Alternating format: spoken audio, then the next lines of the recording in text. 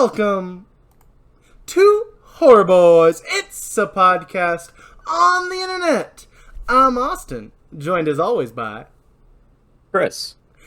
And we are the Horror Bois. And this isn't any old podcast on this old internet. No. This is a horror movie review podcast where every week we review a horror movie. And there's a bunch of bits that you don't care about, but I do. And that's all that matters. This is my podcast. No, this is our podcast. Oh, I wasn't talking about you. I was talking about the audience. When I said it doesn't matter what they like. I mean, I'll also do a bit if you don't like it, if I like it, but that doesn't happen that often. Yeah. We have very similar senses of humor, so we don't normally have to deal with that problem. True. I also want to, I hate to do this on the podcast, but I gotta address issues with our last week's podcast. I gotta, acknowledge the elephant in the room. People, they enjoyed Boys Choice Theater, or Horror Bois Theater. They enjoyed us both doing the talking. Oh wait, that's not an issue. Yeah, I was gonna say, why is that an issue? Oh well, the issue is because we're never going to do it again. Oh. We will never have a moment where I go, this is Horror Bois Theater. Because going forward, that is just going to be how we do all dialogue scenes. Oh, okay. It's no longer Boys Choice Theater. It's not a thing. There's no more Horror Bois Theater. I'm sorry, everyone who loved it. We're just going to do that all the time for like every dialogue scene. Yeah, it doesn't have a fancy name anymore. Yeah, we're not gonna have a moment where I go, it's Horror Bois Theater. No, that's not gonna happen anymore. Sorry, guys. If you like that, it's gone. What you guys. And when I heard people said that they liked Horror Bois Theater, and by people I mean only my dad. He's the only person I've ever talked to about the finished product. He did say that he thought it was good the way we did it, but I hate to break it to him. I assume what he meant by that was when I said Horror Bois Theater, but that's gone now. Yeah. But that's gone. I'm sorry to all our fans. That will never happen again. Yeah. But yeah. Sorry about it. Yeah. So we're gonna do the pre-notes now. Okay. Let's get to the podcast. The podcast has been getting longer and longer each week, so I think we should probably keep rambling a little bit more in the intro. Yeah, probably would help shorten you our podcast length overall. So today, Chris, we are starting our journey on... Is it a journey? It's a pretty short journey. It's only three stops. I was going to say, I don't know if I'd call it a journey. It's it's like when you journey to the grocery store. It's a journey, technically. That is technically true. Yeah, there was a distance traveled. Yeah. And, Chris, what day is it when this podcast comes out? It will be July 4th. Nope. It will not be July 4th. It will be July 3rd, which means it's no better time to talk about the movie all about 4th of July. I Know What You Did Last Summer. Yeah. Yeah. Definitely a movie all about the 4th of July, not a movie that happens to fall on the 4th of July during one day of the movie. Literally, it comes up 3 different times during the movie. Well, I'm sure they mention it 3 different times. No, because they talk about... there's the original event that we never see that happened on July 4th. There was the big event for this movie, and then the big climax is all on July 4th again. It's the next year. No, that's true. Yeah, this is a 4th of July movie, Chris. As much as you can make a 4th of July horror movie, this is one of them. You cannot take that away from it. Yeah, I guess that's true. Our director is Jim Gillespie. Yeah, I got it. I was getting there, Chris. Give me a chance to screw it up before you step in. I know you got the notes now and you feel all special. I don't know about that, but only 2 people ever have I do notes. feel included. It's only you and me, so it's a pretty special group. And I guess hypothetically, Isaiah or other Chris, if they're ever on the podcast again, they would also get the notes if they want them. No. Sorry, Chris. It's not just you. It's anyone who's on the podcast.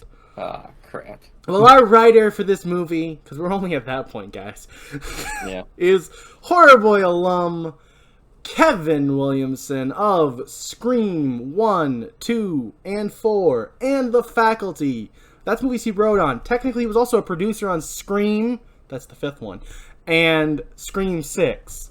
So, his name's been mentioned at least those times. Yeah, he's well known. Kind of a big deal. Kind of. Yeah. Big deal. Unironically, I mean, yeah, I said it like a joke, but it's not. It's just a fact.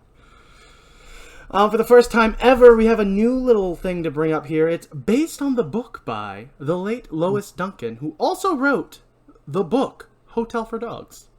So Are we gonna watch that movie? No, we're not. It just I think it's That's weird. That's not a horror movie? No, and I don't know exactly. I've never read I Know What You Did Last Summer, the book she wrote.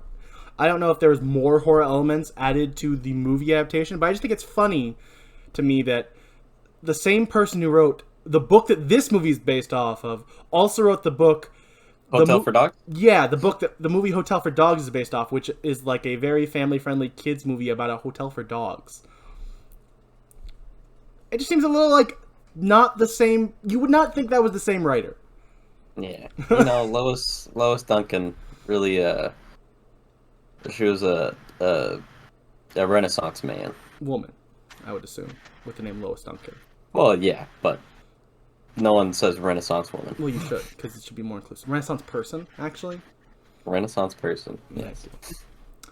Our composer is John Debney of Hocus Pocus 1 and 2, A Pup Named Scooby-Doo, Liar Liar, I'll Be Home for Christmas, The Emperor's New Groove, Spy Kids 1 and 2, Elf, Sin City, Hotel for Dogs, Barnyard, Jungle Book 2016, Santa Clarita Diet, The Greatest Showman, Home Sweet Home Alone, and Predators, alongside Horror Boy alums Lawrence Fishburne of Nightmare on Elm Street 3, makeup artist Carrie Jones of The Final Destination, Derek Mears of Hatchet 3 and The Final Destination 2009, and Topher Grace of Delirium.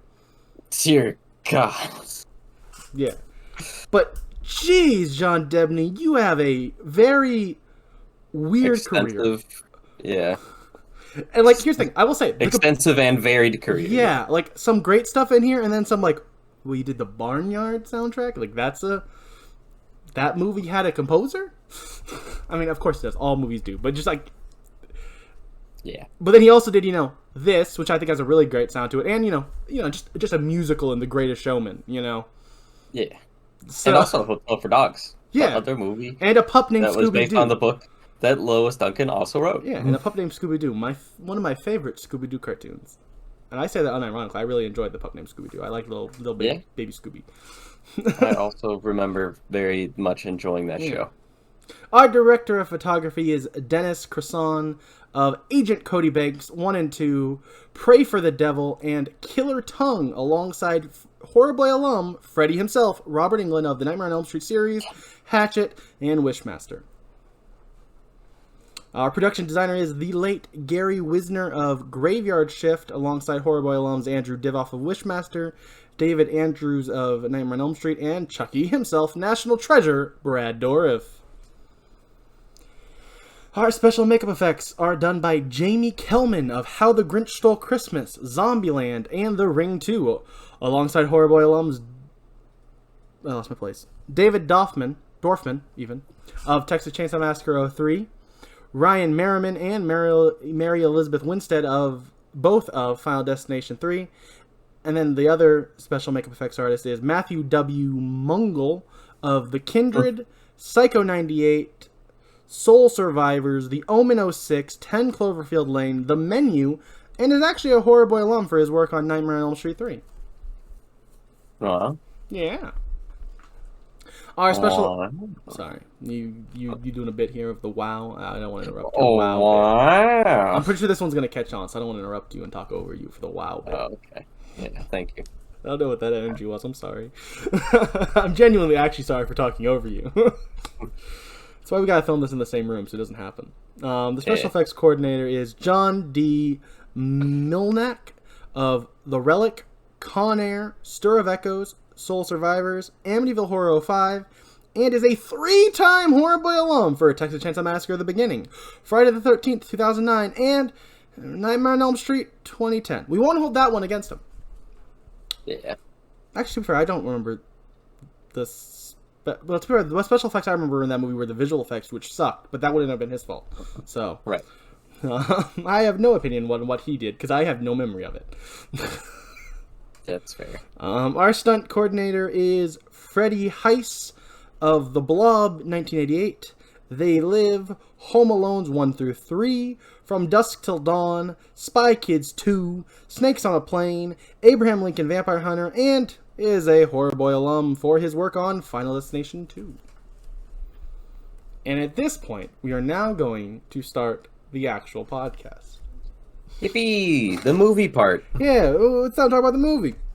Let's do that. So we open this movie with, not movie yet, title card, and then credits over a continuous shot over the ocean that heads up to a coastline with a winding road on it, ending on David Egan sitting on the edge of a cliff, drinking and holding a spinning necklace fidget toy thing. I don't know what you describe it as. Yeah. Yeah, I don't know what you would describe here's the thing, it as. it comes up like 2 more times in the movie. I don't think I even wrote it down because it really doesn't matter, but they do bring it. It does show up here, and it shows up 2 more times. I don't think I even mentioned when it does, so. But when I was first starting this notes, I was like, I guess I'll mention the little spinny trinket thing. It's his, what was that movie? The Dream movie? Inception? That's his top. I was gonna say Johnny Capahala Back on Board. No, I don't think that's the movie. Are you sure? In it. Alright, fair enough. Well, David is played by Jonathan Quint of Boogie Nights, alongside Horror Boy alum Heather Graham of Scream 2. We cut to the coastal fishing town of Southport, North Carolina. It's 4th of July, Chris. It's a 4th of July movie, Chris. I distinctly remember them mentioning the 4th of July in this beginning scene. And there's fireworks and a parade happening, Chris. Yeah. And it happens again later, Chris. It happens twice in the movie. At both the intro and the climax. I do remember the parade, but I didn't remember that it was the 4th of July then. We then head into the community theater where the Croaker Queen beauty pageant is happening. The MC, Bob, welcomes the 6 finalists onto the stage. The only one who matters to the movie is Helen Shivers. Bob is played by the late J. Don Ferguson of Maximum Overdrive. Helen is played by Buffy herself, Sarah Michelle Gellar, who's a Horror Boy alum for Scream 2. Yeah. But I have to mention that she's Buffy. Yeah, can you mention which episode she's in? Oh, yeah, that would be Season 1, Episode 1, up through Season 7, Episode... I want to say 22. I think there's 22 episodes a season. But it might be 24. Oh, darn it. Her friends Julie James and Ray Bronson and her boyfriend Barry Cox are watching from the balcony. Barry is played by Ryan Felipe. I think it's Felipe. Yeah, okay. Of Cruel Intentions, alongside Horror Boy alum Sarah Michelle Gellar of Scream 2 and I Know What You Did Last Summer. Julie is played by Jennifer Love Hewitt of The Tuxedo, Ghost Whisperer, Criminal Minds, and Party of 5, alongside Horror Boy alums Robin Thomas of Delirium and Nev Campbell of Scream through Scream. 22.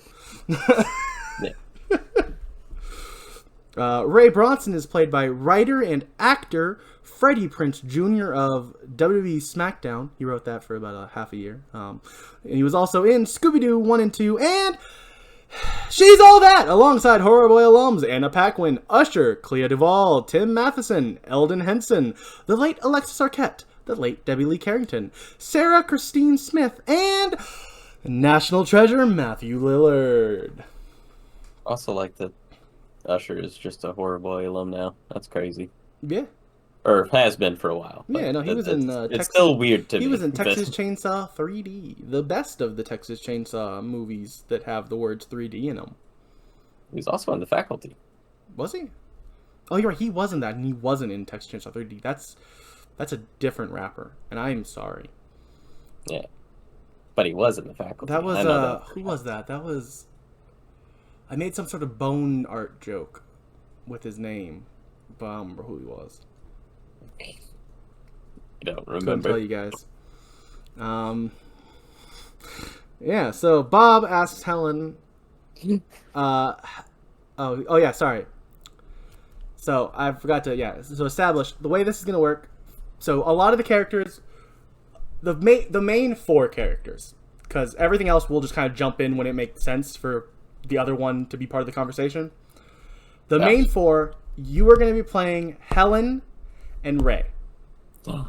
Oh, heck yeah. I get to be Fred and Daphne? Yes. And I will be playing, Julie and Barry. And also for this scene, Bob.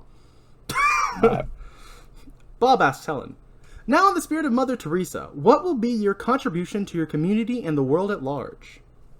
Helen responds, well, Bob, at summer's end, I plan to move to New York City, where I'll pursue a career as a serious actress. It's my goal to entertain the world through artistic expression. Through art, I shall serve my country. Helen is announced as the winner and is given her crown as Croaker Queen. We cut to a party happening at Ollie's Oyster Bar. As the girls walk through the crowd, Helen asks, how's my hair? Julie replies, hurricane-proof. Helen says, hey, it's all about the hair. Don't you forget that, especially when you become some big hotshot lawyer. Those professional women types think it's all about brains and ability and completely ignore the do. So, the do is vital. Got it. They run into Helen's sister, Elsa, who, in a quick exchange with Helen, we find out is a jerk. Yeah. I didn't write down this scene of dialogue for her, but she's just a jerk. Elsa's very much like the smart nerd that is also just really mean for no reason. It's the smart nerd big sister archetype played to 11. Yeah. It's a lot. Yeah. Elsa is played by Bridget Wilson Sampras of Billy Madison, Mortal Kombat, and House on Haunted Hill, alongside Horror Boy alums Robert Kurtzman, Greg Nicotero, and Howard Berger, the makeup artist known as KNB Effects Group of everything. Yeah. Chris Kattan of Santa's Sleigh, Ali Larder of Final Destination 1 and 2, Famke Jensen of The Faculty, and for his last week as only a technical Horror Boy alum, Jeffrey Combs of Dr. Mordred. Yeah. He's in the next movie, guys. That's what that means. So then he'll just be a Horror Boy alum for, I still know what you did last summer. Yeah. Max comes up and offers Julie a shooter on the house. She declines it, and he asks her to let him take her out before she leaves town. She also declines that.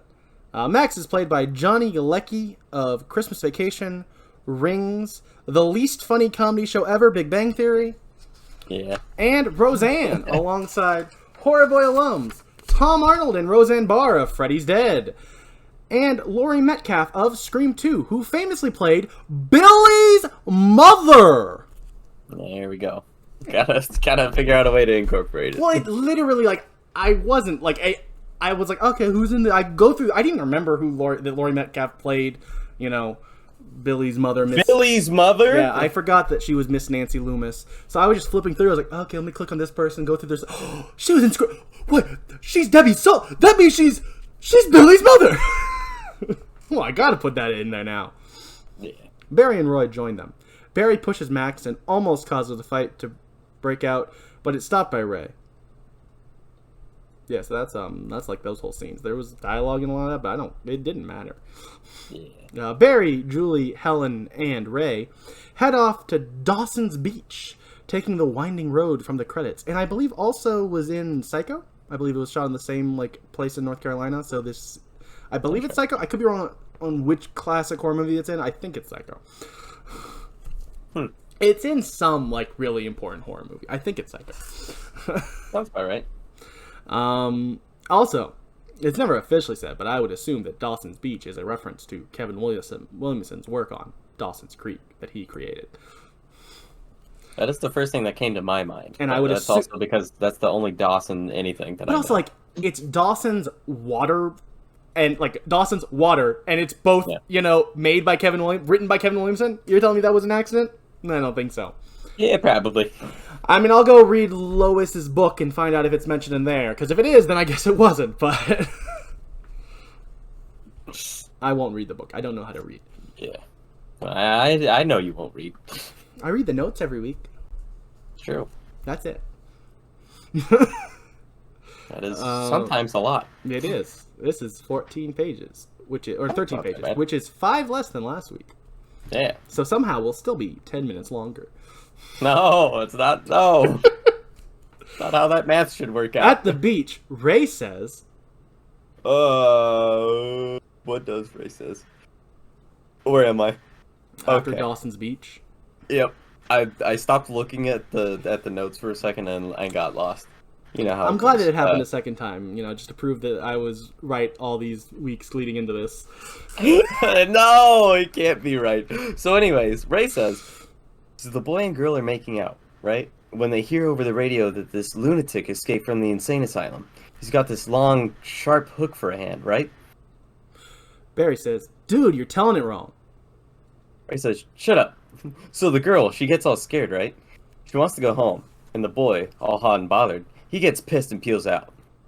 Barry says, wait, no. That's not the way it goes, okay? The boy goes for help, and the girl stays in the car, and she hears this, scratching sound. Helen says, it's not a scratching sound, it's a drip, drip, drip. Barry says, no, it's scratching because the guy's been hung from a tree limb and his feet are scratching on the car. Helen says, no, he's been decapitated. And it's the blood from his severed neck that's dripping on the car, and it's going drip, drip, drip. Julie says, no, he wasn't decapitated, he was gutted with a hook. That's the way I heard it. Ray says, look, you're all wrong. They get back to the girl's house, and they find the lunatic's bloody hook in the car door. Now that's the original story. That's the way it really happened. Barry says, hey, none of it really happened. It's a bullpoop ghost story to begin with. Ray says, no, it's not. It's true. And Helen says, yeah, I don't think so, Ray. And Ray says, I swear. Julie says, please, it's a fictional story to warn young girls of the dangers of playing premarital harmonica. It's exactly what she says in the line, actually, by the way. Yeah, word for word. Yeah, nothing changed. Ray says, well, actually, honey, you and I... And you know. Well, actually, honey, and you know how terrified I am of your IQ, but it's an urban legend, American folklore, and they all usually originate from some sort of real-life incident. We cut to a little later, still on the beach, when the couples have split off. Helen runs down her and Barry's life plan before they start making out and presumably play harmonica. Julie is looking for Ray on the beach. Ray comes running in, yelling, I'm gonna hook you! Julie says, hey, Ray, you don't really believe that crap, do you? He replies, it's true. Please, the hook is really a musical symbol. Oh, really? Yeah, ultimately castrated. I'm gonna miss you. You don't have to. You can always ditch this Boston thing and come to New York with me. They sit down. And Julie says, yeah, well, we can't all sit in a village coffee house and ramble esoterically on our laptop. There just isn't enough room. See, nobody gets me the way you do. I understand your pain. Precisely. I hate this. I really hate this. You're gonna go off and you're gonna fall for some head-shaven, black-wearing, tattoo-covered, body-piercing philosophy student. That sounds attractive. And I'll never see you again. Hey, did you know the success rate of high school sweetheart relationships is higher than any other type of relationship? Yeah? Cite your source. Ray points to himself. Then they start to kiss, and we pan over to the ocean, implying that they also played harmonica. Woo! Woo! Implied harmonica! For our audio listeners, that may have sounded like a guitar, but he mimed playing harmonica like a harmonica. I mean, the sound is much better than what my harmonica sound probably would be. Just like a... Oh, okay. I was really concerned of where you were going to go there. I was like, Chris, we can't talk about that on the podcast. Oh, no, yeah. Definitely not going to do the other harmonic. Yeah, I was like, whoa, Chris, that's a personal story that you could say for your OnlyFans, not the podcast. Where was I? We cut to them getting ready to leave. Barry is wasted, so Helen makes him let Ray drive them home to Barry's protest. Barry doesn't like his car. Yeah. It's my car. Nobody drives his car. Yeah. Barry doesn't like the music Ray has on the radio, and he changed it to some loud rock music, is what it says in the captions, and I honestly had no idea what song it was, so that's what it says here. And with his bottle of booze in his hand, he stands up through the sunroof. He then accidentally decapitated. Just kidding. No. You're thinking of... That would be crazy. That's like Scary Movie 2. Yeah, probably. Sounds about right. He accidentally drops the bottle on Ray, who in all the chaos hit a man with his car. The man hits Barry in the face as he flips over the car. Ray swerves and spins out the car, stopping it. Barry's face is covered in blood, but it's not his. Ray thinks they hit an animal, maybe a dog. Barry gets out and sees all the damage done to the hood of his car, and then it's covered in blood. Barry yells, "You obscenity! Can't you see where you're going?" Ray says, Look, it came out of nowhere. I didn't see it. Julie says, "A dog couldn't have done that." Barry says, "Yeah, well, an obsidian deer could." Ray says, "Look, you dropped your bottle. I was just trying to..." Barry says, "My dad's gonna freak." Helen says, "Barry, it was an accident. Leave him alone." Julie says, "Where is it? If it was a deer, where is it?" Ray says, "Look, maybe he ran off." Helen says, "I hope so. I hope he didn't kill it." Barry says, "Obscenity that! Let's go." Julie finds a bloody boot on the side of the road. Ray says, "No way." Julie says, "Oh my god." Oh my god! No, that's Troll 2. We were watching that, I think, actually this year. Later this year. Can't wait for that. I could be wrong on when it might have got bumped, because lots of things have been bumped. At one point, that was on the schedule for this year. I don't know if it still is. And Helen says, but I thought... Ray says, "I didn't see it." Barry says, "No, there's no way." Julie says, "Oh my god! This isn't happening." Barry grabs 2 flashlights from his trunk, and they start searching for a body. Julie sees the body and does her Scream Queen scream, and says, "No!" That was my Scream Queen. Oh, it didn't pick up at all because of Discord. Oh. Yeah, that's fair. Mine would have, if I did it, but I didn't. It's your line. Oh, yeah.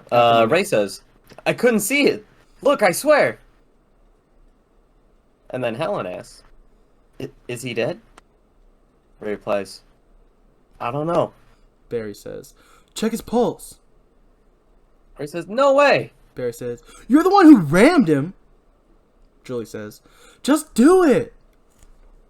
Ray goes over and checks his pulse and says, "I think he's dead." Barry responds by yelling, "Poop! Obscenity!" Sorry. Helen asks, "Who is he?" Ray replies, "I can't tell. His face is all messed up." Barry asks, "What the hell was he doing out there?" Julie says, "We gotta call the police and get an ambulance out here." Helen goes to leave and call 911.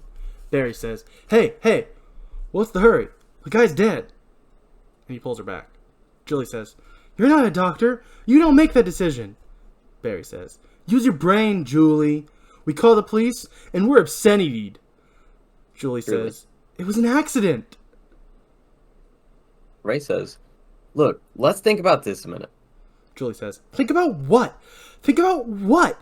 He was crossing the road in the middle of the night, okay? It was an accident.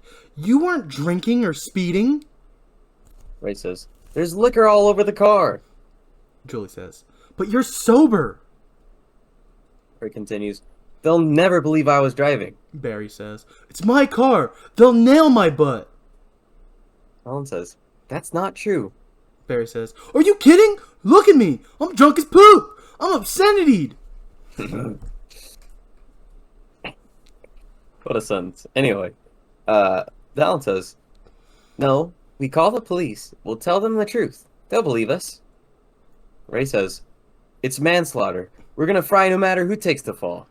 Which, that's not how manslaughter works, typically. That is not how manslaughter works. You are right that this would probably be called manslaughter, which means, one of you would probably go to jail for a while, but you're not going to get the death sentence over manslaughter. Yeah.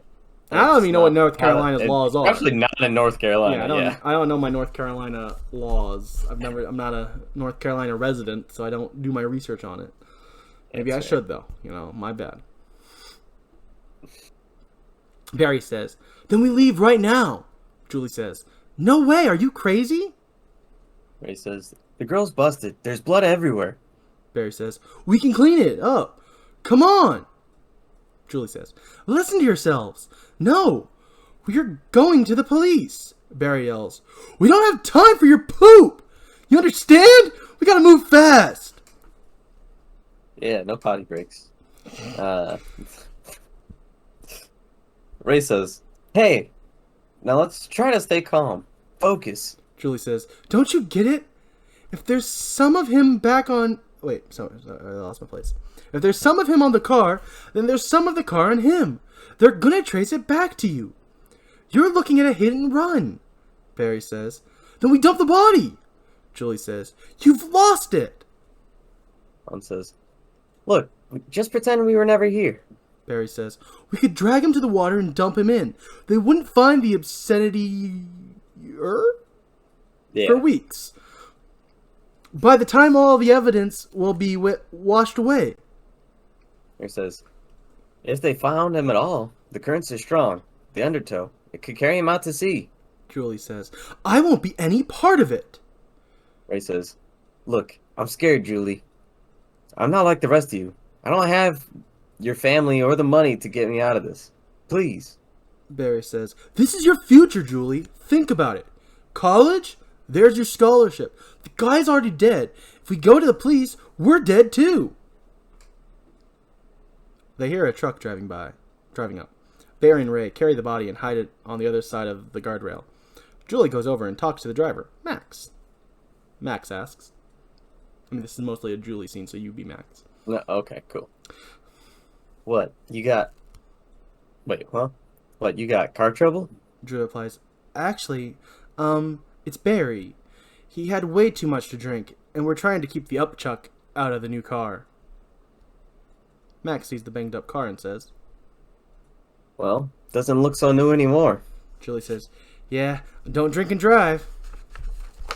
Max says, "Daddy's gonna be mad." Ray joins them and asks, "What can I do for you, Max?" Max replies, "You can wipe that 'my poop don't stink' grin off your face." Ray says, "Okay, Max, will do. Have a good night." Max says, "You almost got that rich boy act down, Ray." And Ray says, "We'll be seeing you, Max." Max says, "Yep. Take care, Julie." And he drives off. We cut to the gang arriving at the docks. The guys start to carry the body to the edge of the docks. Barry says, "Even if his body washes ashore in the next couple of weeks, it'll be eaten by crabs and small fish. Maybe we'll get lucky with a shark." They lay him on the edge of the dock. Julie sees a tattoo on his arm of an anchor with the name Susie on it. Barry says, "Let's do it." Julie says, "Wait." Ray says, "What?" Julie says, "Should we check his wallet to see who he is?" Barry asks, "Why?"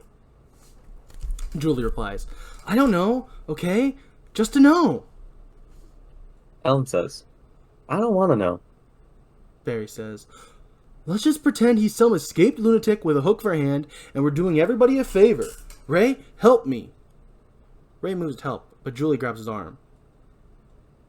Ray says, "I don't think I can, Barry." Barry says, "Poop! We agreed!" Julie says, "Come on, Barry, it's not too late." Barry yells back, "You! Shut up! Just shut up!" Ellen says, "Christ already. I'll do it." She goes over to help, but the still alive man grabs at her, grabbing her crown.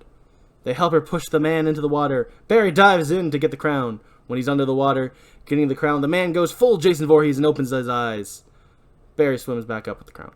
He forcefully gives it back to Helen. Ray says, let's get out of here. Barry says, "We're going home now, and never, ever, under any circumstance known to God, speak about this again. Is that clear? It is now merely our future therapy bill. Agreed? Helen?" Helen says, I'll never mention it again. Barry says, "We make a pact, right? Here and now. We take this to our grave." Ray replies, agreed. Barry says, "Julie?" She nods. Barry yells, "Don't you nod your head! You obscenity and say it!" Julie replies, "Yeah, okay." Barry grabs her and shoves her up next to the car and says, "We take this to our grave! Let me hear it!" To you. Ray says, let her go, Barry. Barry continues, "You obscenity and say it!" Julie says, "Okay, Barry, we take this to our grave." He lets her go and gets in the car. Ray says, it'll be okay. Julie gives him a dirty look and scoffs. We cut to 1 year later at college. Inside a dorm room. College. Yeah, we're in college now. We see Julie, who's joined by her roommate Deb. Deb is played by Rasul Jahan. And I'm sorry, Chris, because this is some classic late 90s, early 2000s writing of a African-American person, and I feel like it might be racist, but have fun, because I'm playing Julie in this scene. Oh, man. Deb says, yo, it's time to go. Julie says. Julie, who looks as close to death as you can make Jennifer Love Hewitt, she gives Deb a death stare. Deb continues, come on. Move your tired, ugly butt, girl. We're late. Julie says, I changed my mind. I'm not going. Deb replies, Julie, get your white as death chalky corpse in the car, now. I said, come on, Julie. You're going home for the summer, and you're going to get a tan on that pasty pale tail of yours. They both laugh and leave. And thankfully, that is the last time we have Deb. And not that sounds like I'm being like, I wish there was more representation in this movie. This is the only person of color in the whole movie. That is a problem. But, man, did they not know how to write for a person of color, so I'm okay with us not having to try to say their dialogue. Yeah. Pasty pale tail. Yep. Opening first line. Yo! Come on, Kevin. I love you, Kevin Williamson, but I expect a little better. That was a little rough there, Kevin. Yeah, that's how I say hi. Deb drops Julie. Historically speaking, true. Yeah. Deb drops Julie off at her house. Julie's mother, Mrs. James, welcomes her home and gives her a hug. Mrs. James is played by Deborah Hobart of The Notebook and Cherry Falls. At dinner, Julie seems out of it, and Miss James asks, Are you on drugs? Julie says, What? Mrs. James says, I just wanted to surprise you. I want an honest reaction.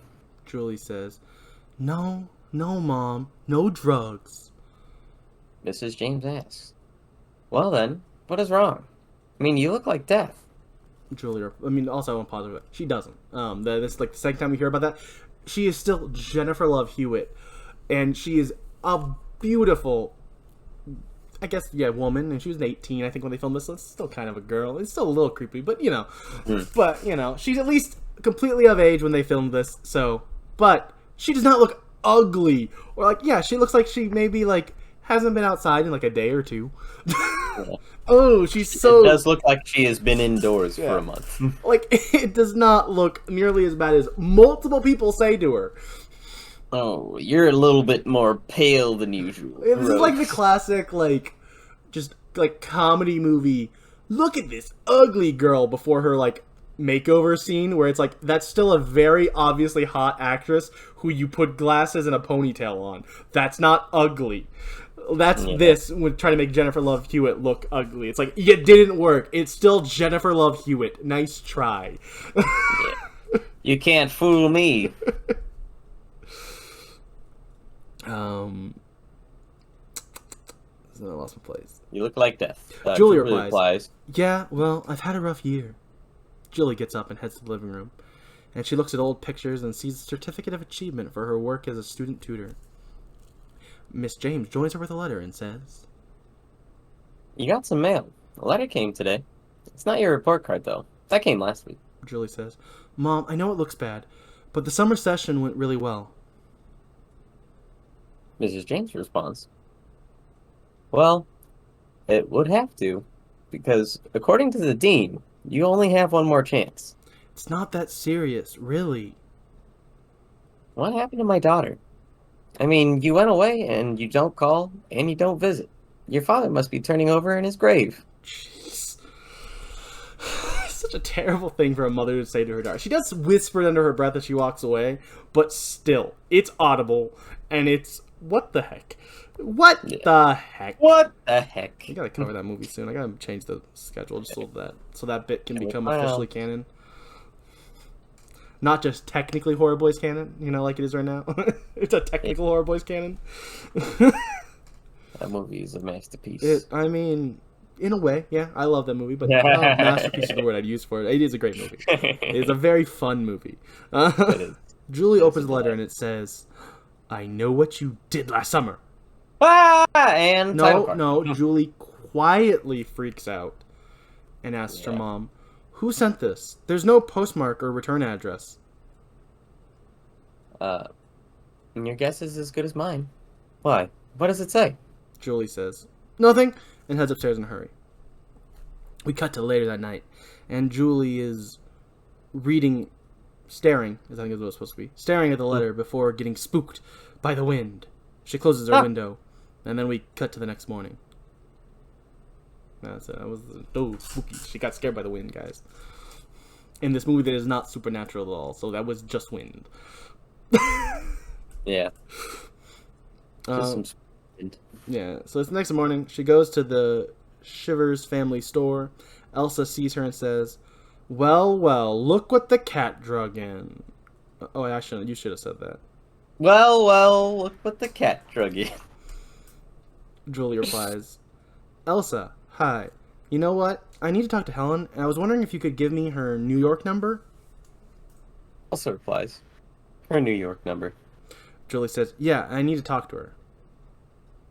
Elsa says, Fact check, Julie. Helen doesn't have a New York number. If you don't need to speak with her, or if you need to speak with her, I suggest you go to Women's Fragrances, 10 feet to your left. Frightening, isn't it? Helen sees Julie and asks, Oh, that's still you. Those characters don't change. When did you get home? Julie replies, Yesterday. Helen says, It's good to see you. Julie asks, What happened in New York? Helen replies, I went for a while. It didn't really work out. Julie shows her the letter and says, Somebody sent this to me. Somebody knows Helen. Helen asks, How? We see Elsa looking on suspiciously. For our audio listeners, Chris did a impression of it. I don't know. I'm given a lot of incentives to watch our podcast and not Julie just... replies, I don't know. Helen says, Julie, we were so careful. Were we? What if someone saw us? What if somebody else was there that night? Who? It's been a year. I don't know. Has Barry seen this? We cut to them arriving at Barry's house. Helen asks, Do you ever see Barry at school? Julie replies, It's a big campus. Are you sure you came back? I saw his car the other day at the gym. Did you guys break up? Before Helen can answer, Barry from a balcony says, Hey, what are you two doing here? We cut to them all on his balcony. There's a lot of weird cuts like that where it's like they just cut to like the next second in the scene. It's like, okay, all right, movie. I said we couldn't have the extra 10 seconds of them walking. I mean, to be fair, I am glad that it doesn't have just 10 seconds of nothingness, but that is entirely fair. We cut to Barry says, This is nothing. I know what you did last summer. Ooh, what a crock of poop. Helen says, We need help. Barry responds, Yeah, I'll stay. You know what? You guys should check out a mirror once in a while. You two look like poop run over twice. They do not. beautifully gorgeous women. Helen replies, "You're a jerk." Julie says, "We can't just ignore it." Barry says, "Come on, Julie. How do you even know this is related? You did a lot of things last summer." Julie replies, "Yeah, well, only one murder comes to mind." Barry yells, "You shut the hell up! We didn't murder anyone!" Or sorry, he whispers that part. He yells, "You shut the hell up," but then he whispers because he doesn't want his mommy to hear. "We didn't murder anyone." Julie says, "He was still alive when we dumped him in the water." Helen says, "Do we have to rehash this? It was an accident. The guy was in the middle of the road." Julie says, "His name was David Egan." Barry asks, "Who?" Julie explains, "David Egan. He was found 3 weeks after His body was caught in a shrimp net not far from Miller's Dock. It was in the paper. I think the police called it an accidental drowning. You can call it an accident all you want, but he died because of us. That's certain." Barry asks, "What about Ray? Have you shown the letter to him? What does he think?" Julie replies, "I haven't seen Ray since last summer. We broke up, and last I heard, he was working up north." Barry says, "Okay, let's suppose somebody was there that night. Why send a letter 1 year later? Probably some crack obscenity in around." "Max." Julie says, "Max? What? You think?" Barry says, "Who else? He was there." We cut to the docks, where Max works. And now it's a noir movie, because I decided to do the noir voice. "Hello." Yeah. We are at the docks now. Working the docks, and, here's Max. And there he is. There he goes. Max, when he sees Barry, says, "Well, this will be you again. Now, you're not always going to be Max, but you are Max in this scene because it's a Barry scene." Wait. Max, when he sees Barry, says, "Oh, I did skip a line. That's probably the problem." Barry tells the girls to wait outside while he goes to talk with Max. You confused me. I'm sorry. Then... And Max, when he sees Barry, says, "Well, go figure. I was just thinking to myself, whatever happened to that Barry Cox?" Barry responds, "Hey, Max, listen. Can we talk a second private?" Max replies, "Oh, what? This isn't private enough for you?" They head back to the ice room, where Max says, "Yeah, what?" Barry grabs him and slams him up against the ice and says, "Look, you poop! We got your letter!" Max says, "What the hell are you talking about?" "Don't obscenity with me, Max! You saw us that night!" Max asks, "What the obscenity are you on, huh?" Barry grabs an ice hook and puts it up to Max's face and says, "Listen, I'm gonna say this once. I'll obscenity and kill your butt. I got no problem with that." Max says, "Get the obscenity off me. Get off of me." Barry cuts Max's cheek and says, "Do you understand? Understand?" Then Barry leaves Max. Max yells, "Mother obscenity! Don't you test me, mother obscenity! I'll call the cops on your college quarterback butt." Outside, Julie asks, "So did he admit to the letter?" I don't know why I did the voice again. I really actually wasn't trying to do the voice again. That one just happened. He's stuck, ladies and gentlemen. Oh no, I'm stuck as a noir reporter. Julie asks, what did Julie ask? "So did he admit to it, the letter?" And then I have to keep going because it's still me. Barry replies, "He won't bother you anymore." Helen asks, Yes. "What did you do?" Barry says, "I took care of it, okay?" Julie asks, "How?" Barry replies, "I scared the poop out of him, alright?" They walk past another fishing boat and see Ray on it. Ray says, "Hi." Barry says, "Hi, it's me, Ray." Barry says, "So, Ray grew up to be a fisherman, huh?" Ray replies, "Yeah, almost a year now. I work on that one over there, on the end." Barry says, "That's nice. Have a nice life, guys. I'm out of here." And he leaves. Ray asks, "You got a minute?" Helen says, "I gotta get back to work. Call me. We can get together." Julie says, "Yeah, okay." Helen leaves. Julie says, "We need to talk." We cut to later enough in the conversation as to not repeat what we've already heard multiple times. Ray asks, "You think Max sent it?" Julie replies, "Barry does. I don't know." "Well, you know how Max feels about you guys. Look, he's probably just screwing around. He doesn't have much else to do." "Yeah, maybe." "So, how's school?" "So, you're a fisherman." "That's not what I asked." No, the racist. "Yeah, prophecy fulfilled, right? I've become my father." "How you didn't know your dad?" He replies, "He worked the boats. That's all I do know about him." Look, I thought a lot about last summer. I know you hold me responsible for what happened." "I don't hold you responsible. No, I'm responsible for my own actions. And I don't blame you. But I don't want to know you either." She turns and runs away. Jeez. We cut back to Max in the ice room. He hangs his ice hook on some ice.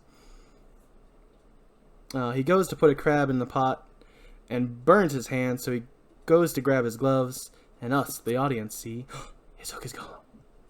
Bum bum bum. He sees movement in the steam, but goes back to work. Out of the steam comes the killer, dressed in a fisherman's slicker and hat. The fisherman hooks Max in the chin and pulls him across the stovetop, leaving a trail of blood. A kill that was added in reshoots because there wasn't much blood in the original cut. Producer Eric Teague said about it, "Special makeup effects said, I've gone through the least amount of blood I've ever done in anything I've ever done before." So, That's insane. Yes, they added the scene because there wasn't enough blood in the original cut. That does track. Yeah, because there's not really a lot of blood, but here's the thing, I don't think blood is necessary for a good horror movie. Sure. And don't get me wrong, I'm a gore boy, gore hound, whatever you want to call me. I like my carnage candy. I enjoy some good gore. But, there's also things like, Halloween, Texas Chainsaw Massacre. So, you don't have to have insane violence. But also, please do. If you're making a movie, anyone out there, please make a really good movie and then add a bunch of violence into it just for fun. I'll like it even more. We cut to Barry at the boxing gym. After a workout, he hits the showers. He sees a shadow in the doorway. After a shower, he finds a Polaroid of his car outside. Of a Polaroid of his car outside. In his locker that says, "I know." He looks around the locker room, but doesn't find anyone. When he comes back to his locker, his jacket has been stolen. Ah! He gets dressed and heads outside. The fisherman is stealing his car. He runs after it. The fisherman then runs him down, crashing through a wall. While Barry lays in the rubble, the fisherman walks over towards him, brandishing his hook, while Barry begs for forgiveness. And we fade to black. And Barry's dead. Just kidding. I mean, as we said, this movie does have not the most blood, but even this movie doesn't do that to you. It doesn't do a fade to black kill. That's like the lamest type of kill you could ever do. That would be pretty awful. We cut to Julie arriving at the hospital and being greeted by Ray and Helen. We then cut into Barry's room. See, this is what I'm saying. There's why we couldn't have the couple seconds of them walking and talking to get to his room. We had to cut from a cut. Or we couldn't just cut to all of them in his room. We had to have her show up to the hospital, cut to the hospital, then cut to them in the room. You understand. Don't get me wrong. Once again, this is not something I really even noticed that much while watching it. It's now reading into my notes. It's one of those nitpicky problems. Well, I'll admit, not really that big of a problem. But when I'm going over in my notes, I'm like, oh, geez, why are we cutting back and forth for no reason? Just cut to the room. Yeah. Yeah, we're in Barry's room now. Where Barry says... Barry's yelling. Yeah. "No, for the 40th obscenitying time. I couldn't see his face." Julie says, "We have no choice here, okay? Somebody tried to kill you last night. We have to go to the police." Barry says, "No, he wasn't trying to kill me last night. If he wanted me dead, he could have done it. He was just obscenitying with us." What an ass. Who is? Barry responds, "I don't know, some guy in a slicker." Ray says, "Well, that narrows it down. This being a quaint little fishing village and all." Barry says, And since you bring it up, we all know you have a slicker. Ray says, "You are not going to throw this on me." Helen says, oh, yeah, sorry. Yeah. Helen says, "No, guys, please don't do this." Julie says, this isn't getting us anywhere. Ray says, "Look, maybe we should just clean up." Nope. Try that. Maybe we should just try that one clean. more time. Yeah. Barry says, no, we made a pact, and we're gonna keep it. Julie says, yeah, but that's insane now, Barry. Look at us. This secret's killing us. Barry replies, I'm not going to the police, and you're not either. Julie says, Barry, please, we could put an end to it, and maybe salvage some small fraction of our life. Barry asks, and how do we do that, huh? There was no accident, Julie. It was murder. Your words, remember? Murder. I say we find the obscenity who's doing this and have a little one-on-one. Ray says, what? Like last night, Bear? Barry replies, obscenity you! Helen says, no, Barry's right. Whoever's doing this isn't going to the police. We could find this guy. Talk to him. Barry asks, how do we find him? Helen says, well, it's got to be a friend or a family member of the guy we hit. What was his name? Julie replies, David Egan. Helen says, right, David Egan. In the hall, Ray says to the girls, look, I don't think we should give up on Max. I mean, it could still be him. Julie says, then find him, Ray. Prove Barry wrong. That's what you want, isn't it? Ray says, no, what I want is for you and me to just... Listen to me, Ray, okay? I want you to get something. There is no you and me. She storms off, followed closely by Helen. We head to the girls at Julie's house on her laptop. Julie says, okay, I can access the local library online. I think we can cross-reference and pull up all we need to know. Egan, David. Julie types that in and searches and gets 5 articles. Helen asks, all these articles are about David Egan? Julie says, yeah, or at least mention him. It should pull up anything with his name. Wait, July 5th, 2 years ago? What's this? Susie Willis died of drowning. She was trapped in a car after it skidded out of control on the reefs near Dawson's Beach. The driver, David Egan, was unharmed. Helen says, I remember that wreck 2 summers ago. Susie was engaged to David. They were going to be married. Wait a second. He had her name tattooed on his arm. I saw it. Survived by his mother, Claire, and sister, Melissa Egan of Maribel County. Helen says, they live in the sticks. What do you think? Julie replies, what have we got to lose? They drive out to the middle of nowhere, to a house off a dirt road. Helen asks, what exactly is the plan? Are we just going to ring the doorbell and say, we killed your son and we were in the neighborhood, so... Look, I thought we'd scope it out, then play it by ear. Don't you think we should have some sort of a plan? Angela Lansbury always had a plan. Angela Lansbury is the star of Murder, She Wrote, which I also didn't know, but I've heard of Murder, She Wrote. But yeah. Same. So yeah, that's for the young people like us, which don't actually really listen to the podcast. So if you're actually in the audience of this podcast, you probably know who Angela Lansbury was by her name. Probably. They start to walk to the house, and Helen asks, Murder, She Wrote? No. Helen asks, what if they're waiting for us? What if they recognize us? They could have a gun and shoot us dead. It's been a year, Helen. They could have done that already. Jodie Foster tried this, and a serial killer answered the door. Which I believe that's a reference to Silence of the Lambs. That is. Or Jodie Foster's real life. I don't know her personally. Sorry. Knock on the door and there's no answer, and Yeah. Helen says, well, it was a good try. But Julie starts to head around the back, where they run into Melissa, who asks, can I help you? okay, yeah, you're committing to that, alright. Actually, to be fair, it does need to be you, because later there's a decent amount of Julie and her talking. So. Yeah, that's why I took it. Julie replies, hi, our car stalled down the road, and we were just wondering if maybe we could use your phone.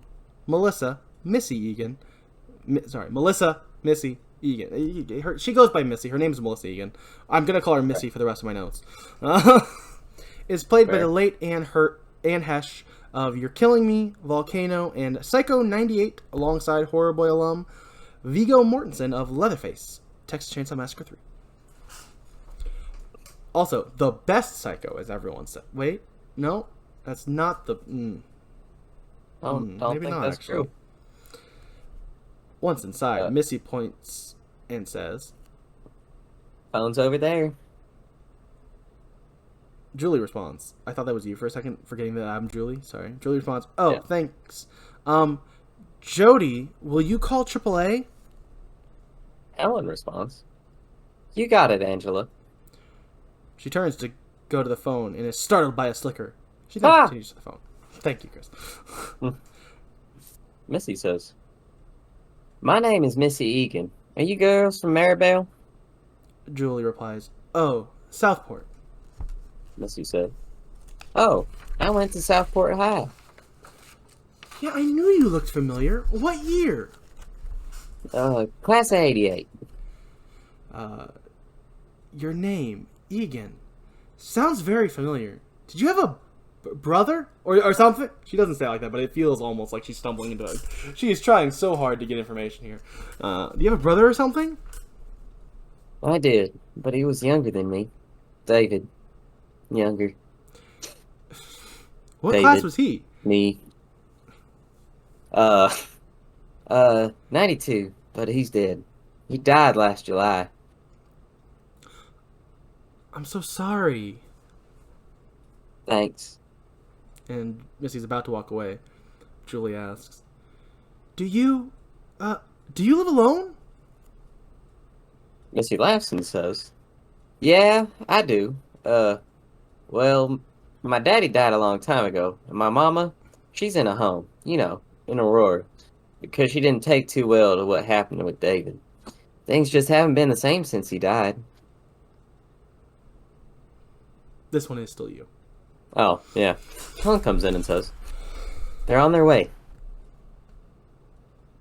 Missy says, I could make you guys a cup of tea while you're waiting. Helen says, thanks. Julie says, yeah, thanks. That's nice of you. Missy asks, Nope, not at all. Helen says, how did I get lost? You think? Actually, I think I remember David. Huh? Yeah, you're right. Sorry. Okay. He had a friend, right? What was his name? Missy asks, who? Helen says, didn't he hang out with this guy? And they were real close. What was his name? Missy replies, oh, I don't know. I didn't know many of David's friends. But there was one guy. He stopped by not too long after David's death. And he came to pay his respects. Julie says, really? And I've lost my place yet again. Missy continues. Missy continues. Oh, yeah. Oh, yeah. He was a real nice guy. He was cute and smart. And, well, we were sweet on each other for about 2 minutes. But it didn't work out. He never really said it. But I think it hurt to be around me. Helen asks, where's this old friend now? Missy says, oh, I don't know. Helen asks, do you remember his name? And Missy replies, Billy. Helen asks, did he have a last name? Missy says, Blue. Billy Blue. Julie says, well, you know what? We should probably wait back at the car. Missy says, don't be ridiculous. Why don't, stay? Julie says, no, I don't want to miss AAA. Helen says, we appreciate the phone. And Missy says, anytime. I don't get too many knocks on my door nowadays. In the car. Helen asks, you okay? Julie says, I don't think that is what Julie says, I'll be honest. Wigged. I wigged out. I'm sorry. Yeah, for our audience members, the script says, I woofer out. Or the notes, I should say. I think it was supposed to be wigged. I'm pretty sure. All those letters are close, so that makes sense. Yeah. On a keyboard, so yeah. I wigged out. I'm sorry, but being in his house and seeing his sister... Do you see what we've done? Helen says, it was an accident. Julie responds, Helen. We killed a man. And then ruined the lives of everyone he knew. Helen says, I don't think we're that powerful, Julie. You're giving us way too much credit. We get a jump scare as Missy hits the window and says, window. Hey, you forgot your cigarettes. No, Julie rolled down to the window and takes them. Julie says, thank you. Missy says, well, I see you got your car started, didn't you? Julie says, yeah, darndest thing. It started right up. Funny how that happens. Julie drives off. Yeah. They arrive outside Helen's house. Helen asks, so what now? Julie says, now we try and locate this Billy Blue. Helen says, maybe he wanted to die. What? Fair. David Egan, his girlfriend was killed on that same road July 4th, 1 year earlier. Maybe he blamed himself. Maybe he was standing on the road waiting for us to hit him. Yeah, if that'll help you sleep at night. What happened between us? We used to be best friends. We used to be a lot of things. I'll miss you. She gets out of the car. car. And then they kiss. Once inside, yeah. Helen tries to say hi to her dad. But he doesn't respond and just watches a baseball game. It might have been football. I just don't remember. I wrote baseball. I don't remember what it was. It was sports. Yeah, he was watching sports ball. And drinking whiskey. Yeah. She then heads to the kitchen to pour herself a nice, crisp, delicious Diet Coke. She opens a can and pours like a third of it at most into a glass. She drinks half of what she poured and leaves the cup and can on the counter, wasting the amazingly refreshing Diet Coke. That was my Diet Coke ad, because that was in the movie. Speaking of that, while she's doing her Diet Coke ad, the fisherman sneaks into her house and goes upstairs to her room just before she turns the corner. He hides in her closet. She changes into a nightshirt and looks at her Croaker Queen crown as we get a POV shot of a hand reaching out to touch her shoulder. It's not the killer, it's just Elsa. Elsa rudely asks, Hey. No, I'm doing it because this is one of those characters that will switch depending on the scene. That does make sense. Yeah. Hey, is the washed up, dried out has-been having a moment? What do you want? We're doing inventory at the store tomorrow. I need you there by 10. I can't. I'm in the parade tomorrow. And she starts to brush her hair. Well, Dad put me in charge of the store, and I want you there at 10. The outgoing queen has to ride in the parade prior to the pageant. It's tradition. There's nothing I can do about it. You and your hair. It's so pathetic.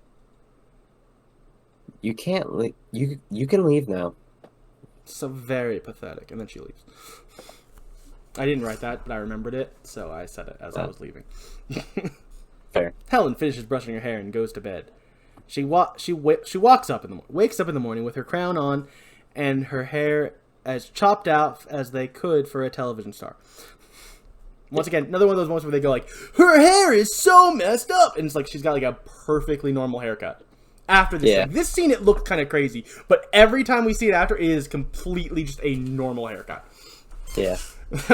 Sure, it's not like a beauty queen typical haircut, fair, but it's not a messed up haircut. Like, there will be multiple lines implying it is.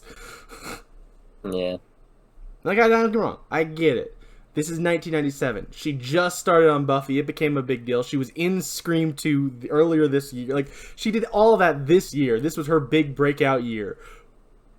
Sure. But come on. I mean, like, let's not make that big of a deal about her hair getting cut off if we're not going to actually commit to it. Or, like, put her in a bald cap, like the good old days. True.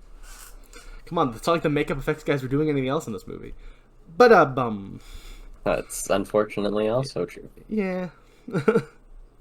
But also, real quick, before we move on, I just want to really quick... I brought it up in there, but I really want to just go back to the scene last night.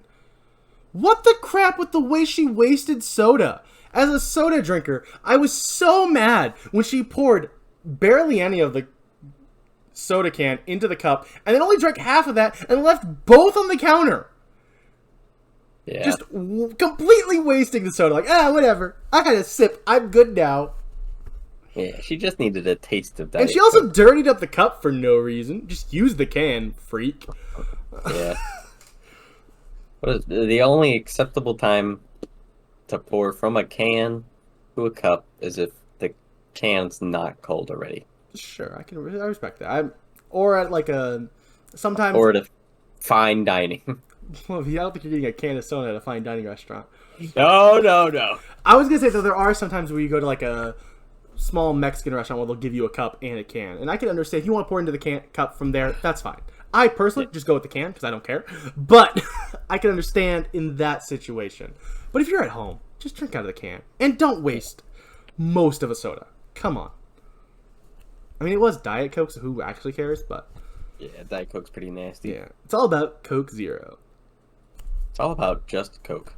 See, as someone who's trying to cut out sugar and calories, I like Coke Zero tastes close enough to Coke that it makes me happy. Alright, so yeah, she's got her hair all messed up. Kind of, not really at all. Yeah. And she sees the word soon written on her mirror. She screams and breaks her mirror. Oh. Thank you, Chris. Julie heads over to Helen's house, but she pulls over before she gets there because she hears a rattling noise coming from her trunk. She opens it to reveal... Crabs! Ah! But more importantly, Max's corpse. Under the crabs. She gives us another scream, queen, scream. Ah! She closes the trunk and runs on foot to Helen's. Her, Helen, and Barry head back to the car. Barry asks, "You sure he was dead?" Julie replies, "Don't ask me that again. He was dead, okay? I saw him with these crabs." "You do it." She hands Barry her keys. He opens the trunk to reveal a completely empty trunk. Dun dun dun! Julie says, "No, don't even. He was there. Gosh dang it. And he was wearing your jacket, Barry." Barry asks, "Well, where'd he go? Did the crabs carry him away?" Julie says, "I swear to God." Helen says, "I believe you, Julie." Julie says, "He took the body. He came and he took the body." Barry asks, "Why would he do that?" Julie says, "I don't know, Barry, okay? Why would he try to run you over? Why would he make coleslaw on Helen's head? He's obscenitying with us." Barry says, "Come on, Julie. Let's go back to the house." Julie asks, "Where's your jacket, Barry? Don't you see? He's got us now. Okay? This is exactly what he wants. We can't go to the police now. Please. Not now. He's made sure of that. He's just out there, and he's watching us and waiting. What are you waiting for, huh?" She adds a spin with an overhead shot as she repeats, "What are you waiting for?" It's a weird scene, but it's kind of really charming in a weird way. Like, it shouldn't work at all.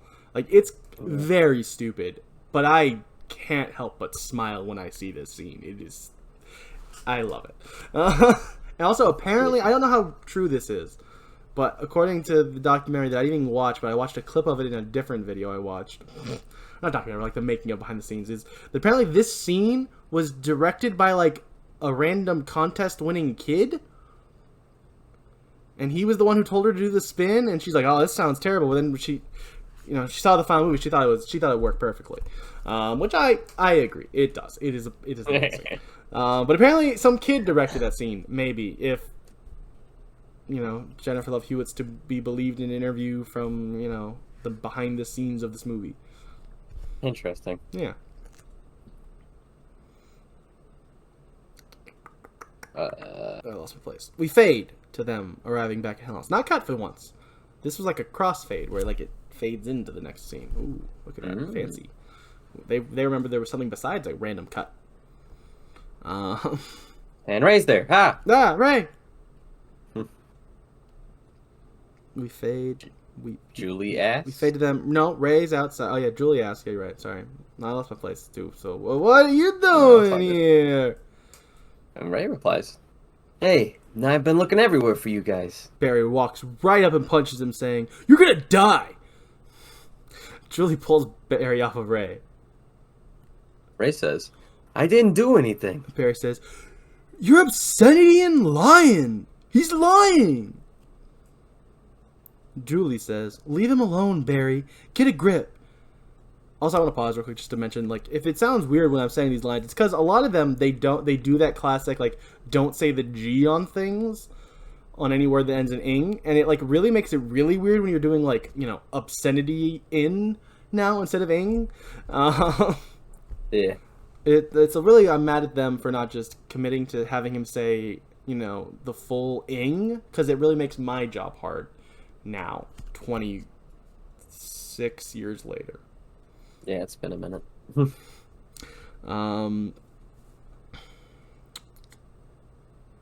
Barry says, "No! Wake up, Julie! He's behind this! How many obscenity fishermen are out there?" Sorry, no, it's supposed to be Ray says. It says Barry says, but yeah, it's Ray. Ray sissies. Ray says, "Look, he's after me too. I got a letter." Barry says, "Oh! You got a letter? I wonder who it's from." And then he starts. "We just got a letter." Oh, he doesn't say that actually. Sorry. He just says, No. "Oh, you got a letter? I got run over. Helen got her hair chopped off. Julie got a body in her trunk, and you got a letter. That's balanced." Ray asks, "What body? What are you talking?" Barry cuts him off, saying, "Drop the act. You killed Max. You took my jacket." Which I just feel like that's a. I just real quick. Sorry, I just like, "You killed Max. Also, you took my jacket." Took my jacket. It's like in the scene, it's like what? Why is he forgetting his jacket at this point? I almost got killed. You killed a guy, but also, give me my jacket back, bro. You didn't earn that. That means a lot. Yeah, I was a letterman. Okay, it's not even his letterman jacket, but you get the point. All right, sorry. Ray says, "Max is dead?" Barry continues, "What is it with you, Ray? You were dogging us from the start, weren't you? Always wanting to be our friend. Always wanting to be one of us. But you were too obscenity and jealous to handle it." Ray says, "Look, obscenity you." Julie says, "Stop it! Look, we have to stick together, all right? We have to help each other." Barry asks, "Okay, so if it's not Fisher Boy here, who is it? And how do we find him?" Julie says, "We think his name is Billy Blue." Ray, with a very concerned look, asks, "How do you know that?" Helen replies, "Sorry, I'm giving you the stage directions. There you go." Helen replies. "Missy said there was a friend named Billy Blue." Julie says, who probably went to school with David Egan. So, according to Sis, that would make him class of 92. Helen says, "Elsa was class of 92. Maybe there's something in her yearbook." We cut to them inside, looking at the picture of David Egan in Elsa's yearbook. Ray says, "That's him, huh? It's hard to believe that's the guy." Barry says, "Yeah, his face isn't splattered all over the road, dumb butt." "Maybe Blue's not his real name." Julie says, "That's right. I mean, he could have easily lied to Missy. We did." Yeah, it's true. Helen says, "Maybe we should bring the yearbook to Missy. If she had it in front of her." Julie finishes her thought. "She could point him out." Ray says, "I'm not going anywhere. High school mugshots? What?" Julie says, "I'll go. You've got the parade today." Helen says, "Forget it." Julie says, No, you need to be there in case he shows up." Helen says, "I don't want him to show up." Julie says, "Look, Helen, this could be our chance, okay? We could catch him. I'll go to Missy's. Barry, go to the parade with Helen and don't let her out of your sight. If he shows up, Barry says, I'll pound his butt. I think that's what it was. Yeah. Ray says, listen to yourselves. You sound like a bunch of vigilantes. Julie says, it's July 4th, Ray. Chris. It's July 4th, Chris. Okay? This is his day. Whatever he has planned is going to happen today. Unless we stop. July 4th. See, Chris? It's a 4th of July movie. Yeah. Is 4th of July is a horror movie. Well, that's not true. There's a movie called Uncle Sam that is like straight up a 4th of July horror movie. July movie. Yeah. That makes sense. But yeah, this is mainstream horror, the closest thing to a 4th of July horror movie we've ever gotten. Ray says, look, come on, Julie. Don't you see? It's that moment where we have to make a decision. Let's make the right one this time. I'm not interested in what's right anymore, Ray. I want to do what's smart. Then let's get the hell out of here. We can leave town. Disappear. I've already disappeared, okay? Now I want my life back. Look, we have to face this. What's it gonna be, Ray? We cut to the parade. Barry is sitting on the front of the parade float Helen's riding on. She's spooked by a fisherman in a slicker who has his face covered and sends Barry after him. Barry chases him down and tackles him to the ground, but it's just an innocent, old man. Yeah. Crazy. Yeah. We cut to Julie arriving at Missy's house that now has some Sawyer-esque carcasses hanging outside. That's the family from the Texas Chainsaw Massacre if you're not a horror nerd, which is fair. Missy comes out from behind a fence with a knife. Julie says, please, Missy, do you remember me from the other day? You know, the car trouble? Missy asks, what are you doing here? We cut back to the parade. Helen looks around and sees a bunch of people in slickers, including one on a balcony brandishing a hook. Back in Missy's. Missy's chopping up fishing. Julie says, please, we need to talk. I need to find your brother's friend, Billy Blue. I need to talk to him. I was thinking maybe you could look through this yearbook? Missy says, what's this all about? Well, it's too crazy to explain, but it has to do with your brother and last July 4th, because this movie takes place on July 4th. If you couldn't figure that out by this point, something's wrong with you. What about it? Oh, the whole plot. Oh, sorry. Julie says, what happened to your brother wasn't an accident. There's more to it than that. I know. You know what? Well, he killed himself. He what? Yeah, he went up there to die that night. It's where Susie died. See, the whole town blamed him for her death, so he blamed himself.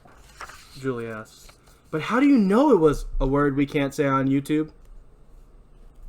He left a note. She goes to get him from the shed, saying, huh? No. Yeah. She goes to get it from the shed, saying, I had to keep this hidden from the insurance company because they wouldn't pay me the money. You know, it was the word we can't say again.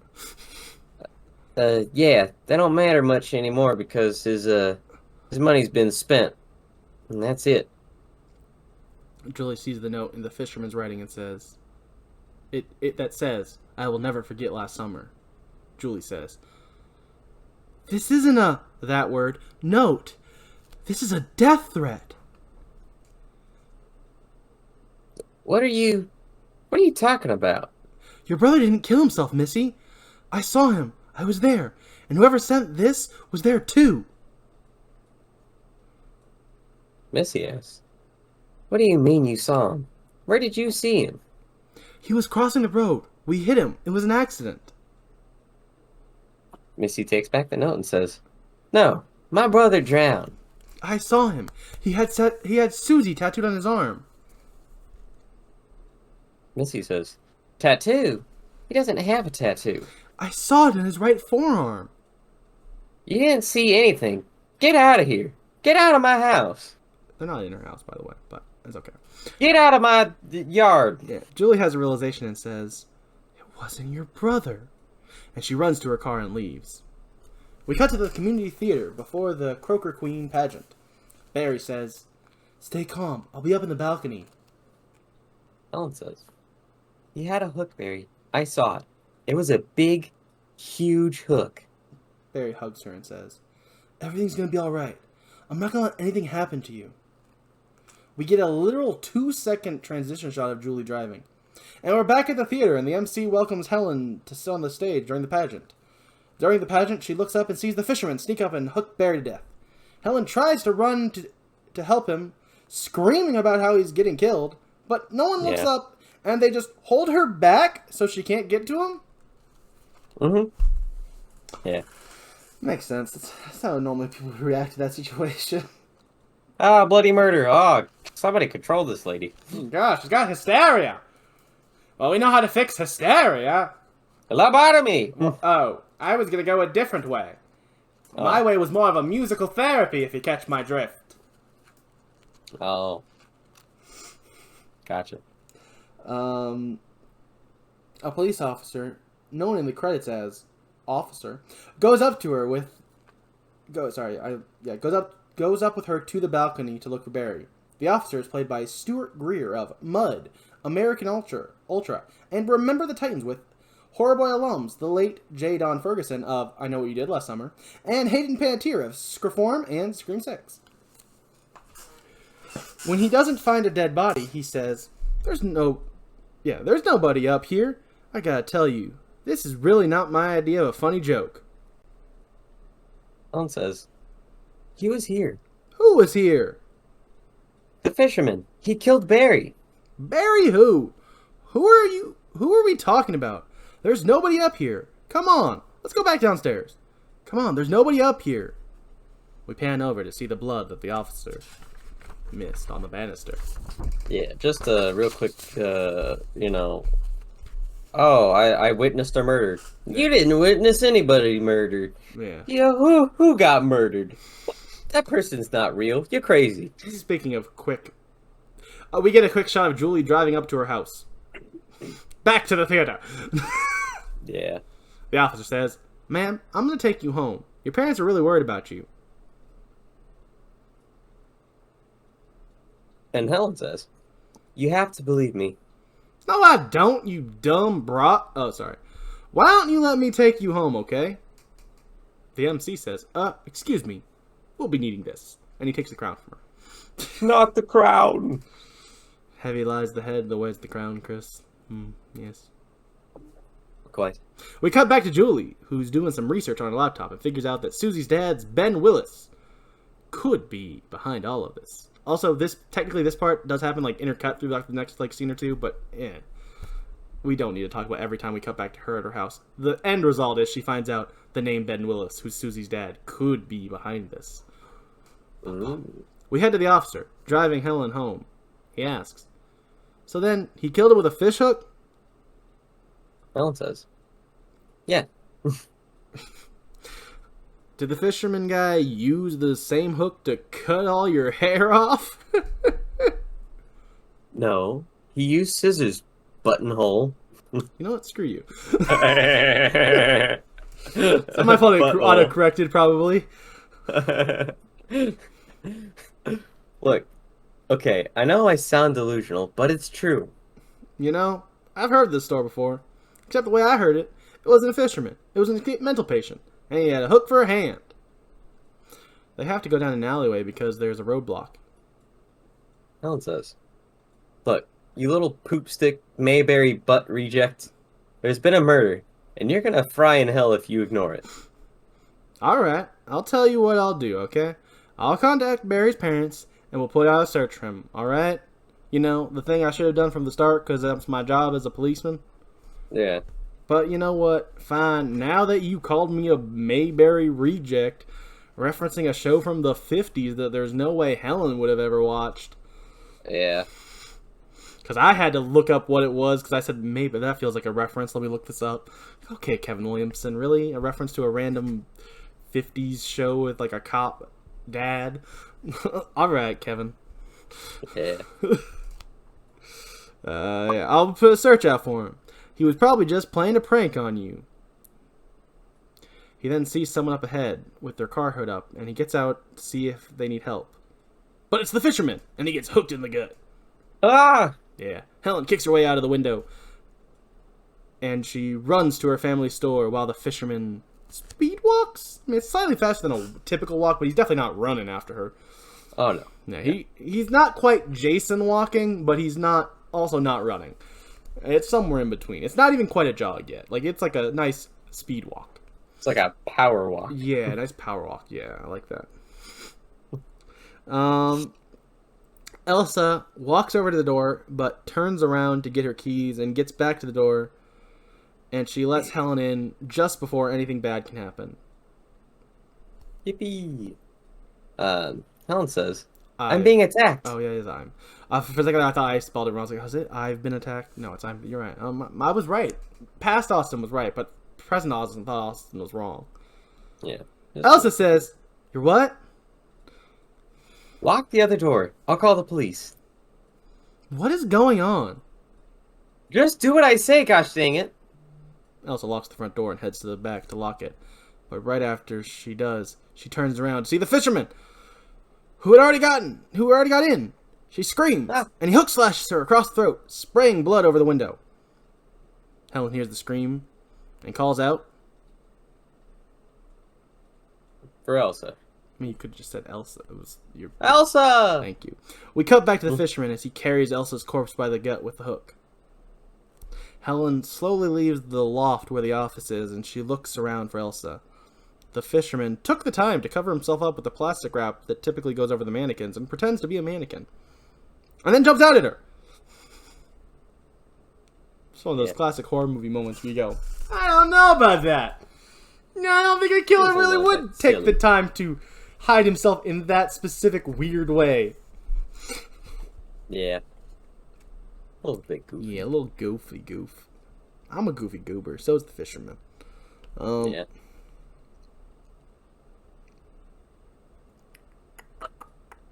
He jumps out at her. She runs away, and we got us a chase scene. Woo, chase scene. Hot diggity darn. She finds Elsa's corpse in the bathroom. Woo. Wait, no. Before Not woo. Before she uses a rope and pulley elevator to get upstairs, as the fisherman tries to slash at her feet. He then, just uses the stairs and gets up there not much after her, and corners her into a room. She jumps out the window onto a pile of trash. We get a quick shot of Julie going to the theater to look for Helen and Barry. Then we back to Helen. Helen runs down a series of alleyways and almost makes it to the street where a parade is happening. But she hears a noise and turns around. When she turns back around, the fisherman is there, and he kills her behind some tires. Mere feet. Yeah. Mere feet away from help. But her screams and struggle isn't heard over the marching band and fireworks, because it's 4th of July. Happy 4th of July, everyone. I'm messing with you, Chris. You stupid idiot. I'm just kidding. I really don't know how you genuinely didn't remember this movie being like after watching it 2 days ago when I don't know, it's a 4th of July movie. I forgot that I watched this movie ever. But then you watched it again for the review. And then since then have forgotten that this movie was not just, they mentioned 4th of July. No, there's multiple scenes that 4th of July isn't part of. Yeah, this movie's kind of just a blur to me somehow. It's like a fog in my head. Alright.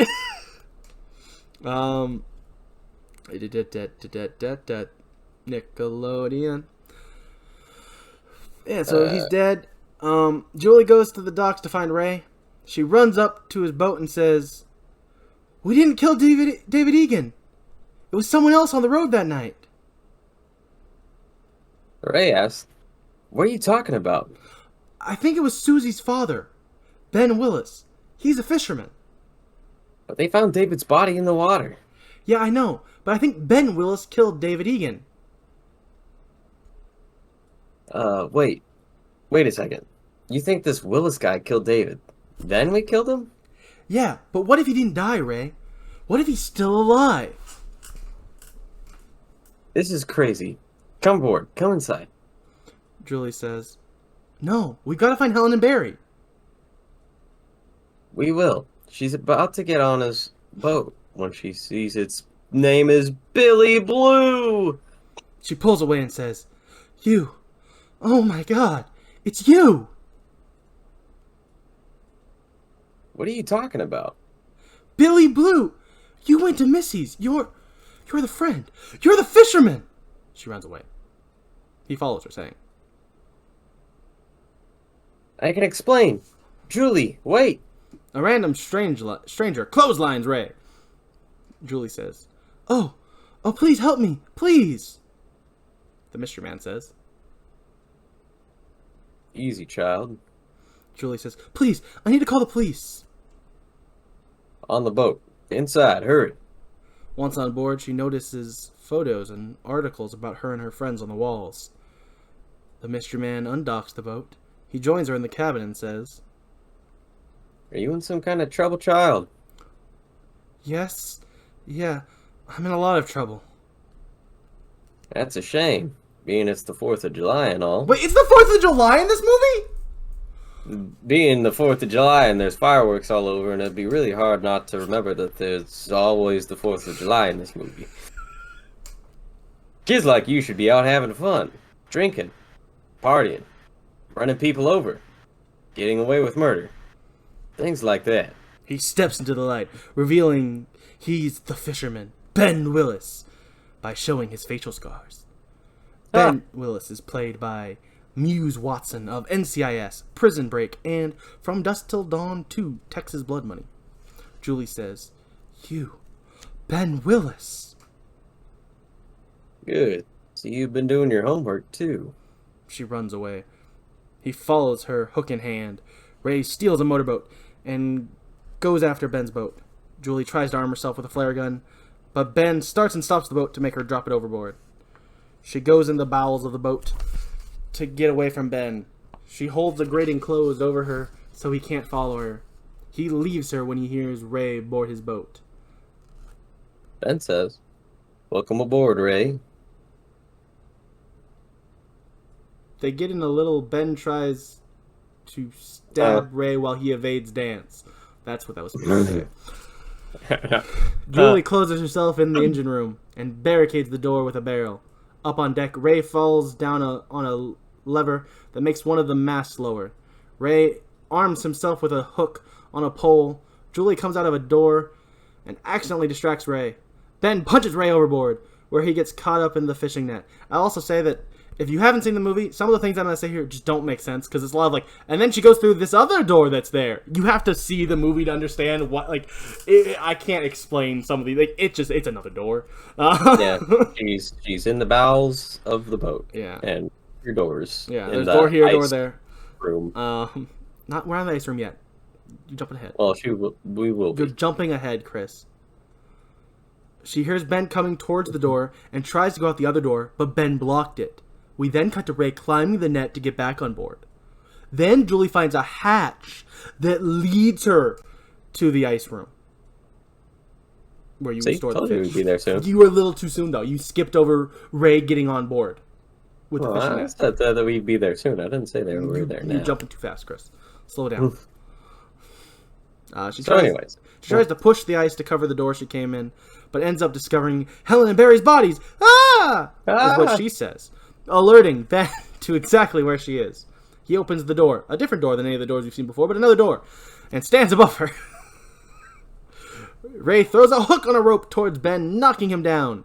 Ray comes over and helps Julie, but, this is a horror movie, so, of course, Ben's okay. Apparently, they did not watch Scream, and they do not know the rules from Randy Meeks. No. They should have. And so Ben gets up, and he hook slashes Ray, causing him to fall down. He goes over to Julie and grabs her. He says, Happy 4th of July, Julie. Which is a weird thing to say, because this movie takes place in April, according to Chris. No.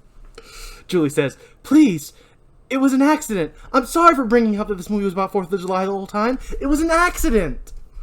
I know all about accidents, especially ones that happen on the 4th of July, just like the one that's happening tonight on the 4th of July. And let me give you some advice. When you leave a man for dead, make sure he's really dead. He raises his hook to kill her, but he gets caught in a rope. And Ray gets up and hits a lever that raises the rope. Ben is pulled up. His hand gets cut off and he falls into the ocean. Now off the boat. As police are looking over the boat, Julie says, "We never killed anyone. This whole year was for..." Ray says, "I know. The guild was killing me, and I had to know who he was. That's why I went to see Missy. I'm sorry I didn't tell you, but I wanted you back. I couldn't lose you again. I love you, Julie. No one gets me the way you do." And at this point, Julie says, "I understand." Wait, are you implying... She said you guys got... Did you and Missy... No, she doesn't react to that part of it. Yeah. They only got sweet on each other for about 2 minutes, though. But the way she... I think that was more of like a short time in her life, not a actually 2 minutes, Chris. No, it was only 2 minutes when they kissed. But also, I like that. They kissed for 2 minutes, and then she's like, "I don't think he ever liked being around me." It's like for the 2 minutes he was with her. Yeah. Oh, this just hurts too much. I have to go now. So Julie actually says, "I understand your pain." They embrace. The sheriff asks, "Do you have any idea why this man would want you dead?" They both respond, "None." The cop pulls up the net and finds Ben's hand. The sheriff says, "Well, don't worry. The body will turn up. They usually do." The sheriff is played by the late Dan Albright, who was also in Remember the Titans. We cut to 1 year later, but not probably exactly 1 year later, so it's not actually, July 4th again, probably. Because she is in school still for at least 2 weeks, which means it's probably not 4th of July. Yeah. Julie is back at college, and she's on the phone with Ray. She tells him she'll talk to him later and see him in a couple weeks, and, that's about it for the conversation. It's all her. We don't need to hear Ray. She's just talking. It's a nothing burger of a conversation.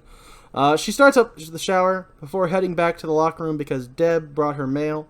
It's a letter with a very familiar handwriting on the envelope. It says her name. She opens it and... Oh, it's just an invite to a frat party. Oh, it's okay. You guessed that one. I thought it was like... We thought because we're still here that there's like another scare or something. That's silly. I'm gonna just keep reading before we go to the credits. There's like one more scene, one more line here. Yeah. Probably nothing scary or anything. She heads back into the shower room that's now full of steam. Well, she did leave the shower on. That makes sense. She walks to the back and sees written on the glass, "I still know." Then the fisherman jumps through the glass at her. And we go to the credits. And also, forget that scene ever happened. I guess it was a nightmare because it's not mentioned in the sequel that is a direct sequel that she is in. So, yeah, that scene never happened. Yeah. That scene I just told you didn't happen. Forget it. Mm-hmm. Yeah. So my thoughts on this movie are I enjoyed it. It's a teen slash. It's a teen slasher, teen horror like that, like post Scream style movie. Like I love this crap. Like I get when people don't like it, and I understand it. But like this is my type of movie. Like you throw me a bunch of pretty 20-somethings and a masked killer that I don't know who it is, I'll watch it 12 times. I think the acting's fun. I think most of the actors are good in this. There's not really anyone who stands out as being like bad to me. The writing is a little rough at times, which is weird because it's Kevin Williamson, who I normally love everything he's written. I love all the Scream movies he wrote. I love The Faculty. We've never covered it on the podcast, but I really enjoyed Sick, which he also wrote. I like the man's writing. But this one I do think is probably one of the weakest of his writings specifically. But it's still good. It's not bad. It's still fun. It's still a fun time. It's a very fun 4th of July movie coming out for you guys today on July 3rd. Yeah. I enjoyed this movie, but it definitely kind of falls flat for me as far as teen slashers are concerned. I like the setting a lot. Just like the quaint fishing town. Feels like a cool setting for a slasher. But yeah, as far as the actual slasher part, there's not a lot of gore in this movie at all. So The kills kind of feel forgettable, except for Max getting hooked through the chin. Yeah, like the next best one is like the random cop, but even that's not great. But it's like the next best of the kills. Yeah, I think the strongest part of this movie was probably like the mystery aspect of it. Trying to find out like who it is. But yeah, it's a good time overall. Yeah. Well, Chris's biggest plus on this movie was the setting. So for the sequel, they said, let's go to a tropical island with Jack Black instead. Tune in next week for I Still Know What You Did Last Summer. Nothing about what I said isn't true. If you liked this podcast, 5-star review on whatever podcast app you use. What else do we say? If you want to support us directly, patreon.com/horrorboys. I forgot to mention the YouTube if you want to see our pretty little faces. And Chris every week is trying to make it more and more a necessity because he makes a bunch of visual jokes. Go on over to youtube.com/@horrorboys. Yeah, we'll be back next week with I Still Know What You Did Last Summer. I've been Austin, joined by Chris. Bye-bye! Bye-bye.